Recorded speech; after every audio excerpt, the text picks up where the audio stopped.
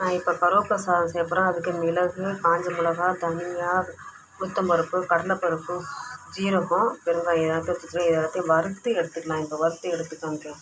கருவேப்பிலையே நல்லா வறுத்து எடுத்துக்கலாம். எல்லாத்தையும் வறுத்து எடுத்துட்டேன். இப்போ இது கருவேப்பிலை எடுத்து மொத்தம் அரைச்சி எடுத்துக்கலாம். கருவேப்பிலை வறுத்து வச்சு இப்போ பொடி பண்ணி எடுத்துக்கலாம். இப்போ கருவேப்பிலையை வதக்கிட்டு அதை அள்ளி வச்சு அரைச்சிக்கலாம். மிளகா போட்டிருக்கேன். இப்போ கடுகு போட்டுக்கலாம். கருவேப்பிலை சாதத்துக்கு தான் நான் தாளிக்கிறேன். இப்போது கடலைப்பருப்பு போட்டுக்கலாம். பருப்பு போட்டுக்கலாம். வேர்க்கடலை போட்டுக்கலாம். கலரத்துக்கு உப்பு போட்டுக்கலாம். கருவேப்பிலை பொடி அரைச்சி வச்சுருக்கேன், அது போட்டுக்கலாம்.